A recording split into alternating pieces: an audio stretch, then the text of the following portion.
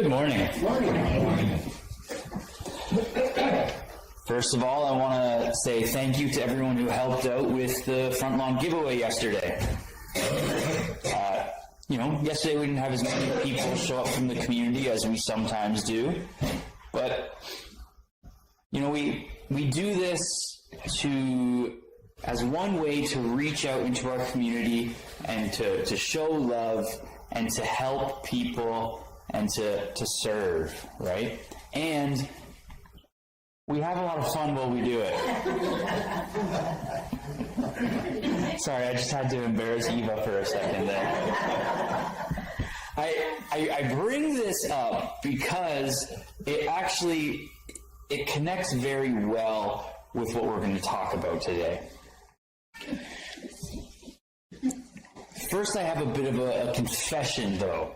I personally know, and I've talked about this a fair bit, that as a follower of Christ, I am called to share the good news of Jesus, to share the story that we've been talking about. And I hope we've all noticed it is an amazing story, and it is the best news. But here's the confession. I have to admit that sometimes I don't really know where to start. There are so many views in this world today. How can I possibly engage with each person meaningfully? What is the approach to take? Do I debate about religion? Do I simply just share the gospel? Do I engage in apologetics? Do I use evangelistic strategies? Sometimes it feels like there is so much to know. And I can't know it all, so what do I pick? We have these evangelistic seminars every now and then, and sometimes I've talked about this with Don and others. We get people coming from deep south in the States, and they share strategies that work down there, but then we find they don't work here. So, what approaches do we take? And there's so much to know. I've encountered people from different religions, from Islam, Sikhism, Buddhism. I've encountered atheists, agnostics, and even recently people involved in this so-called new spirituality. How do I engage with all of them meaningfully? Have you ever maybe felt that way? Have you ever felt confused, overwhelmed, or maybe even scared when it comes to trying to share the gospel? I think if we're all being honest, at some point we felt something along those lines. Have the hundreds of different approaches that you hear about in different conferences and sermons and things, and you're going to hear about more today, have they ever, been overwhelming? Have you ever, like me, wondered which one's best, which one's easiest? All right, which books do I have to read now? Maybe on top of that, you've noticed that our culture has become increasingly hostile to Christianity and wonder how you can engage with that, or if it's even worth trying. Things have been changing constantly. There was a time, mostly before I was even born, but there was a time when we were invited to share our faith in a mostly positive and receptive environment. And then we watched it transition. When I was a kid, Christians had the benefit of being welcomed to share their faith in a relatively neutral space, where people didn't have an opinion much one way or the other, and they were willing to listen.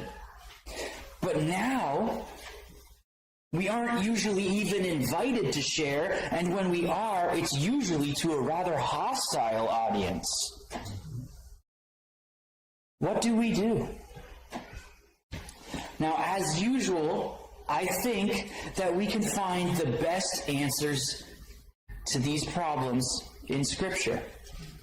And so this week we're actually in chapter 29 of the story, which really focuses a lot on Paul's missionary journey, particularly to the Gentiles. Now, contained within chapter 29 is Acts 17, 16 to 34, where we're going to be today. The story of Paul's encounter in Athens. And it is one of my favorite stories in the book of Acts. I think, and I hope most people would agree with me, I think Paul was the greatest missionary that ever lived, and second to Jesus, probably the best evangelist that ever lived. So who better to learn from? And I think Athens is just such a rich story full of surprises and great lessons to learn. So we're going to start in Acts 17, verses 16 to 18. While Paul was waiting for them in Athens, his spirit was greatly upset because he saw that the city was full of idols. So he was addressing the Jews and the God-fearing Gentiles in the synagogue and in the marketplace every day who happened to be there. Also, some Epicurean and Stoic philosophers were conversing with him, and some were asking, "What does this foolish babbler want to say?" Others said, "He seems to be a proclaimer of foreign gods." They said this because he was proclaiming the good news about Jesus and the resurrection. So, we have Paul. He's walking along in this big, beautiful city full of architectural wonders. Like this would be today a tourist location. In fact, it might still be. But Paul is deeply troubled. He is not enjoying the beauty here. He is troubled because everywhere he looks, he sees idols. And so Paul decides he's going to do something about this. He begins to go to the synagogue and the marketplace, and he starts to address any Jewish people and Gentiles who follow God that he can find. And talking about, idols are not okay. And we follow Jesus. Jesus is the way. Jesus is the answer, not idols. And while Paul is addressing the people, some philosophers from Athens start to take notice, particularly from two different schools of thought, the Epicureans and the Stoics. So, we don't typically talk about these schools of thought very often today, but for those who aren't familiar, Epicureanism began with this man named Epicurus. Go figure. And he was around in 341 to 270 BC. He argued that the world was made of atoms and that it was purely material. And he claimed that the only valid knowledge was what could be learned through the senses, and that pleasure was life's greatest goal. The purpose of life was to experience tranquility through maximizing pleasure and minimizing pain. Now, they weren't completely hedonistic, because Epicurus did make it clear that his philosophy was not primarily concerned with sensual pleasures, but with the mental pleasures of sober reasoning and determining the best course of action in any situation. He also wanted to free people from the idea of the gods, the afterlife, and the fear of death. Epicureans at the time, they saw organized religion as evil, especially the idea that gods will punish evildoers in the afterlife. They didn't deny the existence of the gods, they just maintained that the gods were in some far-off place and completely indifferent to humanity, and when you died, that was it. There is no afterlife. And we're going to see Paul addressing this as we move forward. Sadly, some Epicureanism does seem to have snuck into Christianity today. Have you ever noticed that some people seem to think of God as really far off, rather than very close, and sort of disengaged and not actually caring all that much? Like our prayers don't really matter. They might not even reach him. That's tragic. And as we're going to see from Paul's engagement with these people, that is not remotely true. Now, another group that he is going to confront, who have taken notice of him, are the Stoics. Now, that was a pantheistic system of thought that prioritized logic. It began in about 334 BC. And what that really means is they believed that the universe was empowered and governed by this, not by gods, but by this impersonal reasoning force that was in everything and connected everything with the divine and the material all together. Basically, God is the universe and he is in everyone and everything.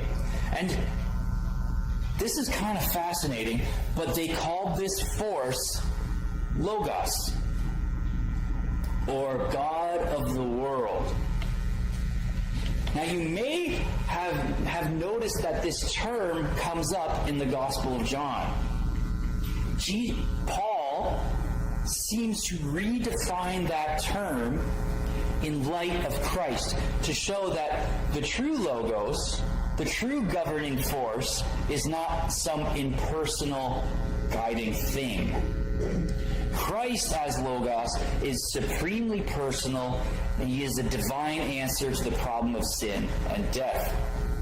And this identification by John of a divine person seems to serve to correct the very popular Stoic concept of Logos. And Paul is going to sort of continue in this stream of thought about Jesus as the guiding force, a personal guiding force, not some impersonal, sentient universe. Now, the Stoics also believed the only thing people could truly understand was the physical world. They did not believe in a bodily resurrection, but they did believe that your spirit would continue after death. It was more a matter of uniting with the divine universe and disengaging from the bad material world. And so these philosophers, with this school of thought, they seem to be really confused by what Paul is saying when he talks about Jesus and the resurrection. He seems to be a proclaimer of foreign gods. Imagine Paul preaching about these things to a group who has absolutely no concept or belief of a resurrection of any kind, and probably don't really know who Jesus is. They're standing there, they hear Paul talking about Jesus and anastasis, which is the Greek word for resurrection. They're probably hearing this as Jesus as some new god and anastasis as some new goddess, right? Because to them, resurrection is not a thing. They're probably hearing this as a name, and he's talking about these foreign things. What is he talking about? And because of this, Paul is taken before something called the Areopagus. So we read about that in Acts 17, 19 to 21. They took Paul and brought him to the Areopagus, saying, "May we know what this new teaching is that you are proclaiming? For you are bringing some surprising things to our ears. So we want to know what they mean." All the Athenians and the foreigners who lived there used to spend their time in nothing else than telling or listening to something new. Areopagus. People often think that this Areopagus was some sort of philosophical debating society or something. And while we will see some debate taking place, that is not actually what it was. Historically, the Areopagus was a law court. It was the highest court in Athens. According to local legend that they followed, it was founded by Apollo and their local goddess Athene. And it was made up of the leading citizens of Athens, and it dealt with ethical, cultural, and religious matters, including the supervision of education and the controlling of many visiting philosophers and lecturers. It was initially set up to try the most serious cases, including capital ones like murder. The most famous trial is one that we probably learned about maybe in high school history. That was the trial of Socrates in 399 BC. This philosopher who was charged with impiety and corrupting the young. The chief evidence, and pay attention to this, it's interesting, the chief evidence offered against him was that he didn't acknowledge the city's official gods and that he was introducing new divinities or foreign gods. He was sentenced to death and given hemlock to drink, poison. Paul is accused of the same things. Paul is actually being put on trial here. They took Paul, that phrase translated from the word epilabano. It literally means to take hold of or seize, and is often used of arresting someone. Paul may have gone willingly, but the truth is he wasn't actually being offered a choice. And while there is definitely very likely some curiosity involved from the people on this council, as Luke seems to suggest, it really does seem kind of like Luke is downplaying the seriousness of the after the fact. Kind of like how people will downplay the seriousness of an event after it happens. For example, you see someone, they take a really big fall, and then they get up, and witnesses are really worried about how they are because it looked so serious. It was such a bad fall. And the person, while still in pain, will say, "Oh, I'm fine. It was no big deal." Meanwhile, there was a moment where they were lying on the ground wondering what they had broken. It kind of seems like that. The evidence is that Paul has been taken by force to the local authorities, to the law court. And Luke is sort of, after the fact, downplaying, like, it was going to be okay. And as you'll see, it is okay in the end. But it had the potential to go a very different way. Maybe the way it did for Socrates. Anyway, as Paul is standing before this law court, we see his defense begin. Acts 17:22-23. So Paul stood before the Areopagus and said, "Men of Athens, I see that you are very religious in all respects.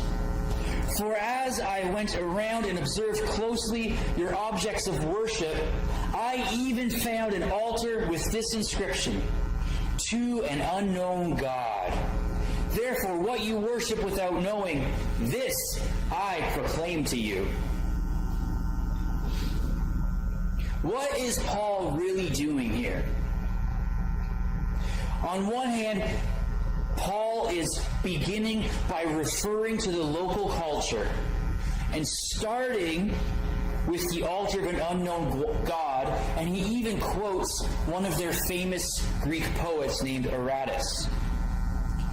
But on the other hand, he is also going to be face-on confronting the local culture. We have to remember that Paul is not here primarily to make a philosophical argument for a new type of God. His speech is in answer to the charge of bringing foreign gods. His underlying point, as we're going to see here, is actually that, I can't be bringing any foreign gods because the God I'm proclaiming is already being worshipped here in Athens, even if it is in ignorance. He couldn't be a foreign god since he already has a shrine here. And once the people will realize who he is, they're going to realize he is the creator and the judge of all, and not just some foreign god. He is the God who already claims the whole world and is unknowingly being worshipped here in Athens. By having an altar here to the unknown God, they are already implicitly acknowledging that they need to know who he is. And so Paul goes on to critique the idols and forward the worship of the true God. In Acts 17:24-25, and then jumping ahead to 29, we read, "The God who made the world and everything in it, who is Lord of heaven and earth, does not live in temples made by human hands, nor is he served by human hands as if he needed anything, because he himself gives life and breath and everything to everyone." And then jumping a little farther ahead, "So since we are God's offspring, we should not think the deity is like gold or silver or stone, an image made by human skill and imagination." In Athens, so many gods had their own shrines. They were everywhere. This included mainstream ones like Zeus and Poseidon, but it also included local ones like Athene. And her temple, called the Parthenon, was actually one of the architectural wonders of the world, and parts of it still stand today on what's called the Acropolis. Standing in view of those temples, those architectural wonders, Paul says, your whole system is nonsense. Your stunning architecture is a mistake. I am not introducing foreign gods. You are worshiping non-existent gods. And since human beings are in some sense the true God's offspring, which is what your poet Aratus said, it makes no sense to represent him with things that are made by human hands. The idols that you worship, just like the shrines they're in, are all nonsense.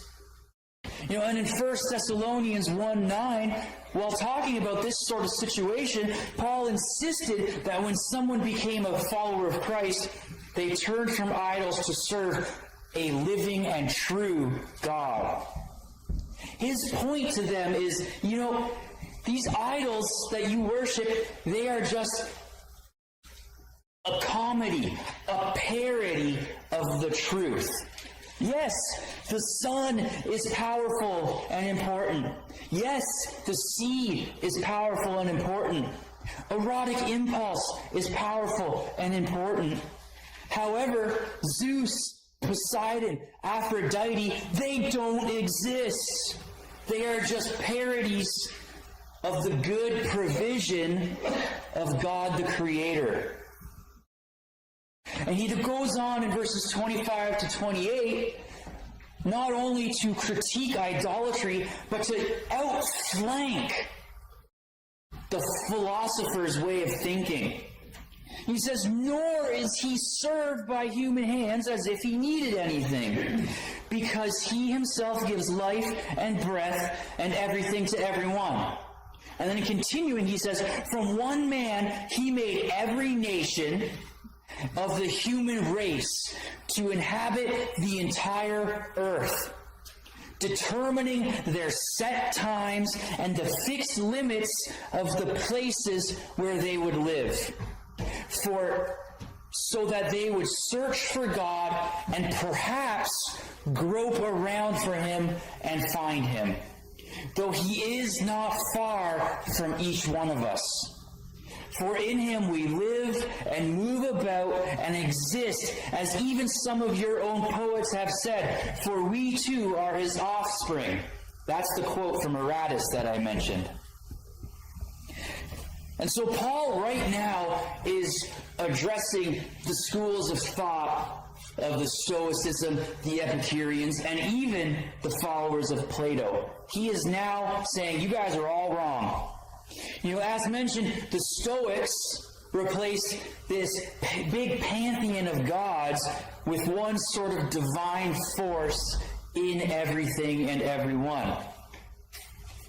Now, there's one problem with this sort of pantheism, although there's actually many, but there's one big one, and that is that it really can't offer any sort of critique of evil. Because if this one entity of Stoicism is in everyone and everything, then the perception of good and bad are just a trick of the light. There's no such thing. But we can all see that there really is. And so the Stoics said, you just have to accept things the way they are and grit your teeth and just learn to be calm through it all. But Paul here says, no.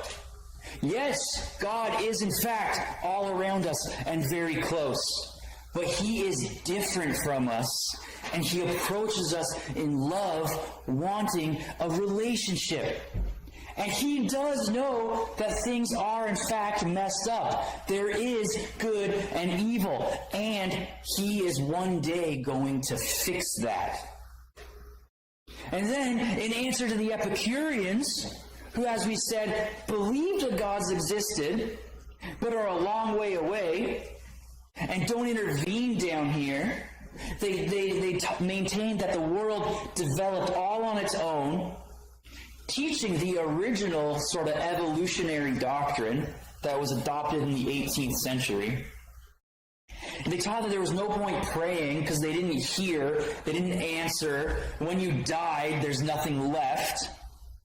And it became very popular. It was sort of the default of many Gentiles because it denied the old belief that there were angry gods waiting to torture you.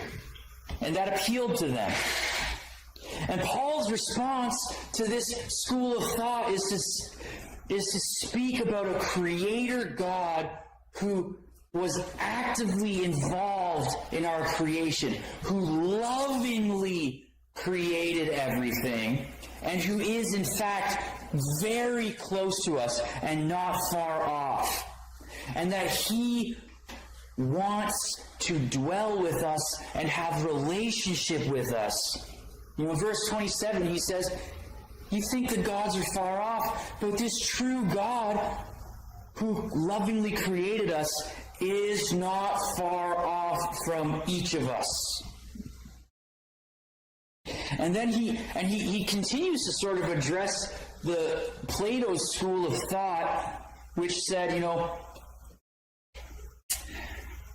the riddles of the world can't be answered. We are ignorant. The best thing to do is keep old religions going because they maintain social order.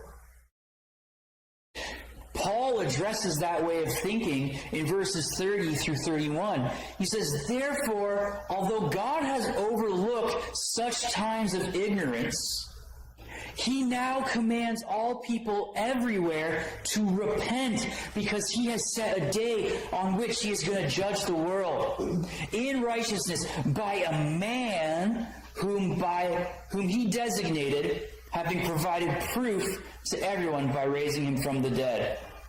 Paul says, on one hand, you're right. There has been a time of human ignorance, but that is now over.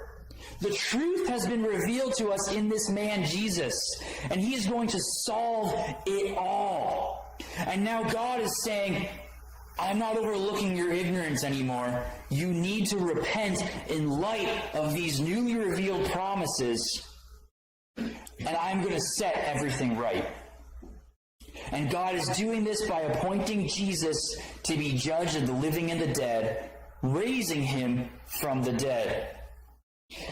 And tragically, we see at the final verses of Acts 17, this encounter in Athens, that there were many who could not accept what Paul had to say. And the real tripping point was the resurrection of Jesus. It was so foreign to their thinking, the idea of a resurrection.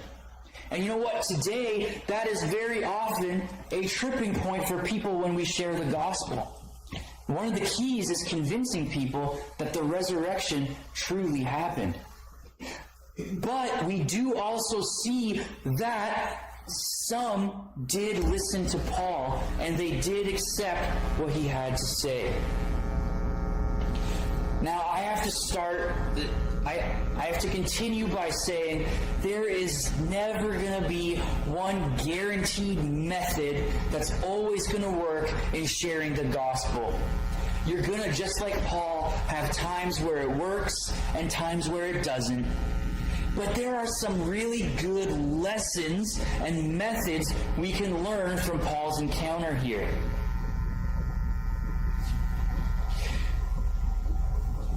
Paul finds common ground with his opposition, but he also confronts the lies in their culture and way of thinking. That's key there. And we're going to talk about how a balance is needed. You know, Paul uses their altar to an unknown God as a place to start his defense. And there are still signs to the unknown God all around today. Paul talks about how creation cries out to God's existence.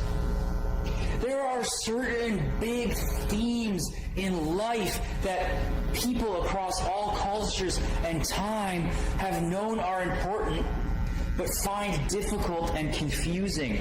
Things like justice, love, freedom, beauty, spirituality, power, and truth. They see that these things exist, but don't have a great answer for why. Thoughtful people everywhere have puzzled over these questions. And we see in the way Paul presents the gospel that the Christian message has the capacity to tell a larger story that actually makes sense of these things that matter to people. Why and how these things went wrong and how they can be put right in Jesus. And there are signposts everywhere pointing to God as the answer. And incidentally, Christians are meant to be some of those signposts in the way we live and speak. And so one application point here is be aware that all people, whether they realize it or not, are wrestling with those big questions. How do I reconcile the existence of these things with reality? And a good strategy is learn to share the story the way Paul did in a few minutes. You know, think of it as your elevator speech. You know, you got a 3-minute elevator ride. How are you going to share the story of Jesus in those 3 minutes that helps people see he explains those big questions they have about love and justice and truth and our existence? But then after finding common ground, Paul goes on to confront the way they think. And you might be surprised to realize that the main ways of thinking, the main schools of thought there, are still the main schools of thought today for many.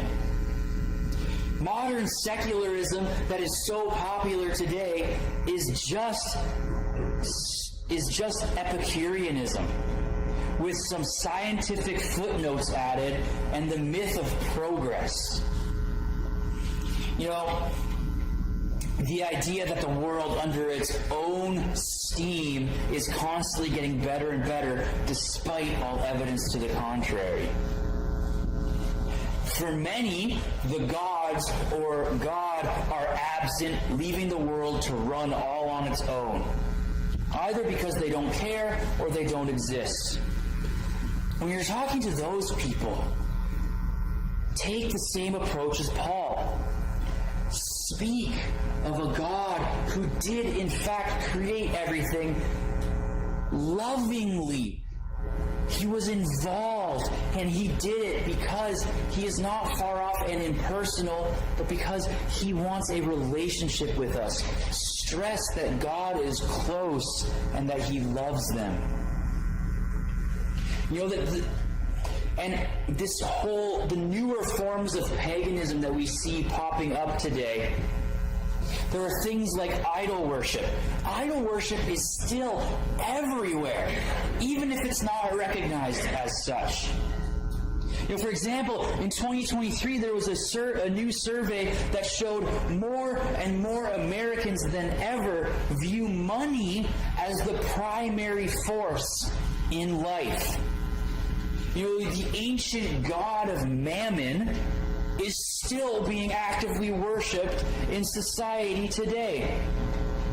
People still journey to his altar and make sacrifices all the time of time and family and happiness, all to get more money. Aphrodite, that goddess of erotic love, is still being actively worshipped in society today. The pornography industry is a multi-billion-dollar industry. And in the lives of many, erotic attraction, or lust as we know it, just supersedes everything. Chastity, marital faithfulness, the lives of unborn children, and the upbringing of children are all regularly sacrificed on her altar. You know, the old Roman god of war and power, Mars, is still worshipped by many today. Brute force and violence, very often allied with money and sex. You know, the thriving arms industry, horrible, evil nations practicing rape as part of military strategy. Idol worship is still a huge religion today. That many just don't see that. And so, when dealing with those people, take Paul's approach once again. Be aware of the fact that everyone is actually worshiping something, even if they think they're an atheist. And show them how much that they are in fact worshiping these gods, and show them how much they are sacrificing in return for absolutely nothing except maybe even more suffering and difficulty.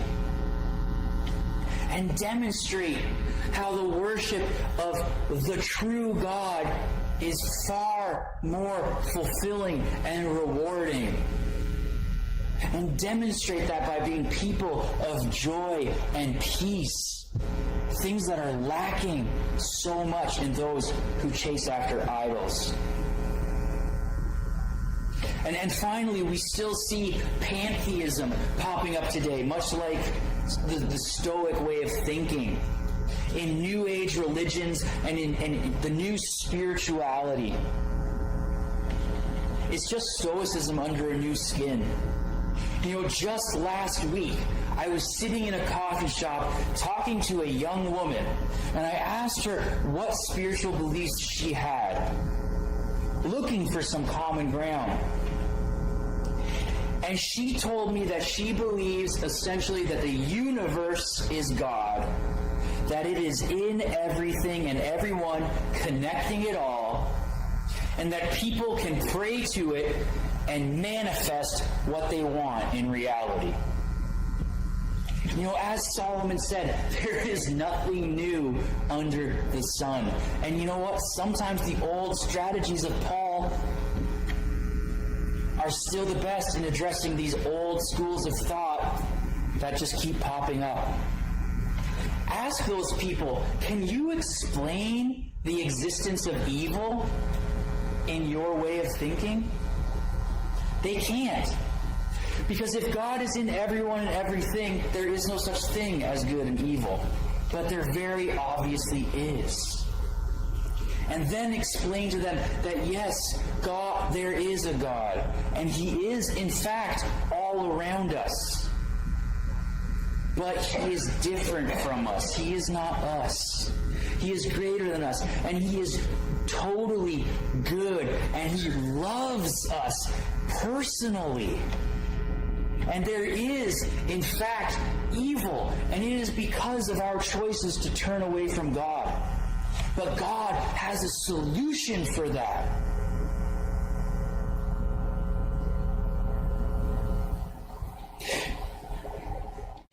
There are so many lessons to be learned from the Bible in how to engage with culture, whatever that culture looks like.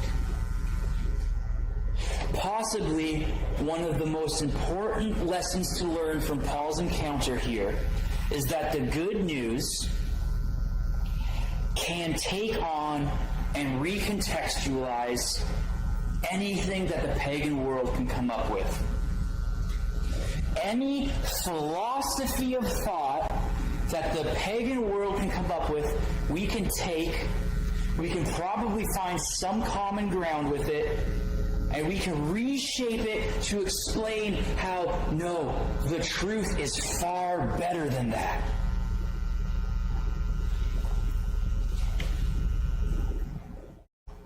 In Paul's speech, we see the possibility that pagan ignorance of the true God can, in fact, provide a starting point for sharing the gospel message.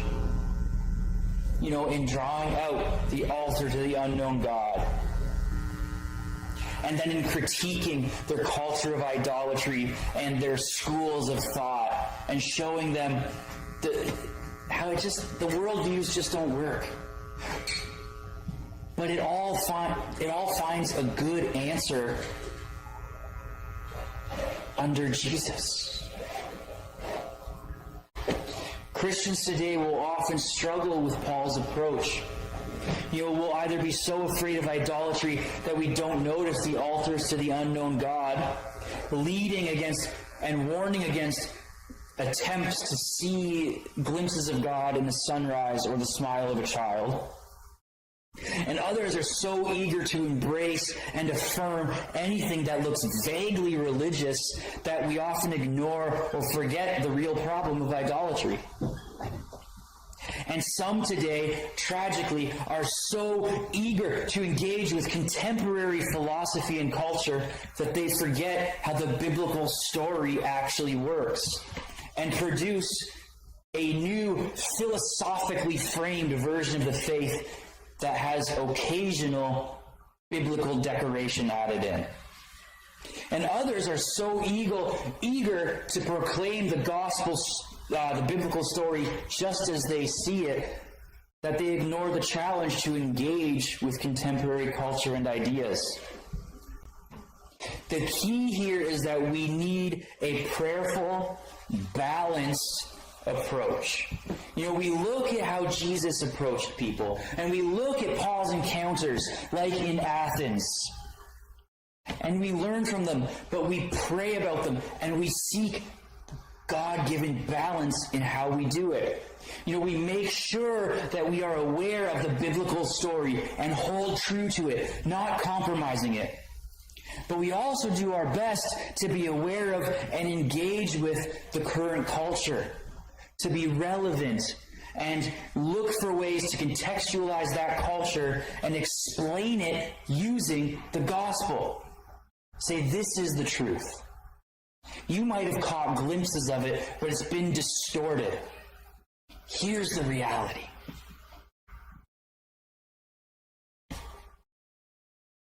I want to finish by saying we need to grasp the larger world that the gospel reveals. Explore it with delight and explain it at every opportunity in light of the gospel. And also express it through the works of mercy, beauty, wisdom, justice, and truth, which leave unmistakable fingerprints of Jesus. Little altars to the unknown God, pointing to him. I'm going to have a final quote from a beautiful book called The Challenge of Acts. And then we're going to break up and we're going to pray for, very quickly, just have one person in your group pray, because I went kind of long. And I know I do that sometimes. But after I share this quote, which is just, I think, an interesting illustration, we're going to break up into groups of 3 or 4, pray for just a few seconds, and then we'll go into our final worship. So, quoting N.T. Wright, in William Golding's last novel, The Double Tongue, the heroine is the priestess of Apollo at Delphi. She has been Apollo's slave, inhaling hallucinatory vapors and then answering in hexameters the personal and political questions that people ask, including one from the young Julius Caesar. When she was younger, she had found Apollo to be a violent, frightening reality.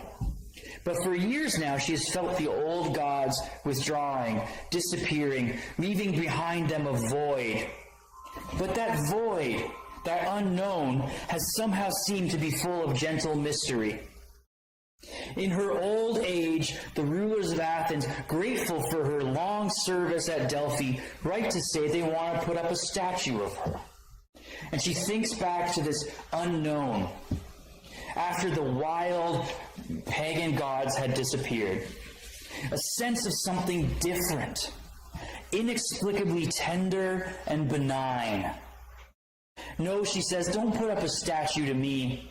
Please build a simple altar and inscribe it with the words, to the unknown God.